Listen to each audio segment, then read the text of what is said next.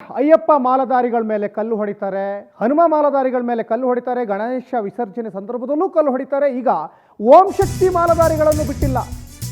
ನೆಮ್ಮದಿಯಾಗಿದ್ದಂಥ ಬೆಂಗಳೂರಿಗೆ ಮತ್ತೆ ಕಿಡಿಗೇಡಿಗಳು ಕಲ್ಲು ತೂರಾಟ ಮಾಡಿದ್ದಾರೆ. ಓಂ ಶಕ್ತಿ ಮಾಲಧಾರಿಗಳ ಮೇಲೆ ಭಾರೀ ಕಲ್ಲು ತೂರಾಟ. ನೋಡಿ, ಓಂ ಶಕ್ತಿ ಮಾಲಧಾರಿಗಳಂದ್ರೆ ಹೆಣ್ಣು ಮಕ್ಕಳೇ ಇರ್ತಾರೆ ಅಲ್ಲಿ. ಓಂ ಶಕ್ತಿ ಮಾಲೆ ಹಾಕಿದ್ದ ಇಬ್ಬರು ಯುವತಿಯರಿಗೆ ಗಾಯ ಆಗಿದೆ. ಅನ್ಯ ಕೋಮಿನ ಗುಂಪಿನಿಂದಲೇ ನಡೀತಾ ಹಾಗಾದ್ರೆ ಕಲ್ಲು ತೂರಾಟ. ಯಾಕೆ ಈ ಥರ ಮಾಡ್ತಾರೋ ಗೊತ್ತಾಗಲ್ಲ.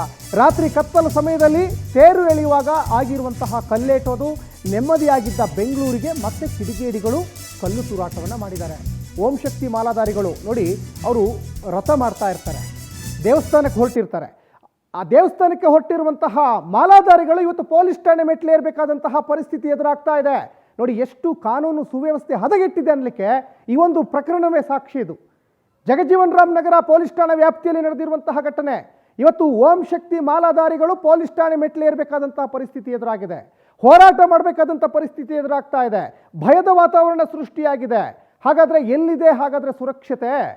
ಅಯ್ಯಪ್ಪ ಮಾಲಾಧಾರಿಗಳನ್ನೂ ಬಿಡಲ್ಲ, ಹನುಮದ ಮಾಲಾಧಾರಿಗಳನ್ನೂ ಬಿಡಲ್ಲ. ಗಣೇಶ ವಿಸರ್ಜನೆ ಆದರೂ ಕಲ್ಲು ಹೊಡಿತೀರಾ? ಕಲ್ಲು ತೂರಾಟ ಆಗ್ತಾ ಇದ್ದಂತೆ ಇಡೀ ಏರಿಯಾ ಈಗ ಫುಲ್ ಸೈಲೆಂಟ್ ಆಗಿದೆ. ಕಲ್ಲು ತೂರಾಟದ ಸ್ಥಳದಲ್ಲಿನ CCTVಗಳ ಪರಿಶೀಲನೆ. ಆದರೆ ಘಟನಾ ಸ್ಥಳದಲ್ಲಿ ಯಾವುದೇ CCTVಯೇ ಇರಲಿಲ್ಲ. ನೋಡಿ, ಇದು ಸ್ಥಳೀಯ ವ್ಯಕ್ತಿಗಳ ಬಳಿ ಮಾಹಿತಿಯನ್ನು ಪೊಲೀಸ್ನವರು ಈಗ ಸಾಕಷ್ಟು ಡೀಟೇಲ್ಸ್ ಕಲೆಕ್ಟ್ ಮಾಡ್ತಾ ಇದ್ದಾರೆ. ಇದುವರೆಗೂ ಯಾವುದೇ ಆರೋಪಿಗಳ ಬಗ್ಗೆ ಮಾಹಿತಿ ಸಿಕ್ಕಿಲ್ಲ. ಸ್ಥಳೀಯರ ಮಾಹಿತಿ ಮೇಲೆ ಕೆಲ ಯುವಕರ ಮೇಲೆ ಕಾಕಿ ನಿಗಾ ಇಟ್ಟಿದೆ. ಕಲ್ಲು ತೂರಾಟ ಆಗ್ತಾ ಇದ್ದಂತೆ ಇಡೀ ಏರಿಯಾ ಈಗ ಫುಲ್ ಸೈಲೆಂಟ್ ಆಗಿದೆ. ಇದು ಹೆಂಗಿದೆ ಅಂದರೆ, ಇದು ಕೊಳ್ಳೆ ಹೊಡ್ಕೊಂಡು ಹೋದ್ಮೇಲೆ ಕೋಟೆ ಬಾಗಿಲು ಹಾಕ್ತಾರೆ ಅಂತಾರಲ್ಲ, ಆ ಥರ ಆಗಿಬಿಟ್ಟಿದೆ.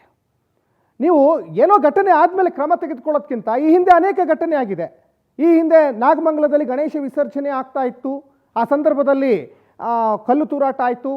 ಮತ್ತು ಮಂಡ್ಯದಲ್ಲೂ ಕೂಡ ಕಲ್ಲು ತೂರಾಟ ಆಯಿತು. ಗಣೇಶ ವಿಸರ್ಜನೆ ಸಂದರ್ಭದಲ್ಲಿ ಅಯ್ಯಪ್ಪ ಮಾಲಾಧಾರಿಗಳ ಮೇಲೆ ಕಲ್ಲು ತೂರಾಟ ಮಾಡಿದರು. ಈ ಘಟನೆಗಳು ಇಲ್ವಾ? ಈ ಘಟನೆಯಲ್ಲಿ ಸಾಕಷ್ಟು ಜನ ನೊಂದಿಲ್ವಾ? ಯಾಕೆ ಕ್ರಮ ತೆಗೆದುಕೊಂಡಿಲ್ಲ ಹಾಗಾದರೆ? ಕಲ್ಲು ತೂರಿದ ಕಿಡಿಗೇಡಿಗಳ ಪತ್ತೆಗೆ ವಿಶೇಷ ತಂಡ ರಚನೆ ಆಗಿದೆ. ಎಲ್ಲ ಆದಮೇಲೆ ವಿಶೇಷ ತಂಡ ರಚನೆ. JJ ನಗರ ಠಾಣಾ ಪೊಲೀಸ್ನವರಿಂದ ಕಿಡಿಗೇಡಿಗಳ ಪತ್ತೆಗೆ ಶೋಧ ನಡೀತಾ ಇದೆ. ನಿನ್ನೆ ರಾತ್ರಿ ಇಡೀ ಏರಿಯಾದಲ್ಲಿ ಪೊಲೀಸ್ನವರು ಹುಡುಕಾಡ್ತಾ ಇದ್ದಾರೆ. ಕೆಲವರನ್ನು ವಿಚಾರಣೆ ನಡೆಸಿ ಪೊಲೀಸ್ನವರು ಮಾಹಿತಿಯನ್ನು ಕೂಡ ಪಡ್ಕೊಂಡಿದ್ದಾರೆ. VS ಗಾರ್ಡನ್ನ ಓಂ ಶಕ್ತಿ ದೇಗುಲ ಬಳಿ ನಡೆದಿದ್ದಂತಹ ಘಟನೆ ಇದು. ನೋಡಿ, ಎಂಥ ವಿಪರ್ಯಾಸ. ದೇವಸ್ಥಾನಕ್ಕೆ ಪಾಪ ರಥ ಮಾಡಿ ಹೊರಟವ್ರನ್ನ ಪೊಲೀಸ್ ಠಾಣೆಗೆ ಹೋಗೋ ಹಂತಕ್ಕೆ ಬಂದು ನಿಂತಿದೆ.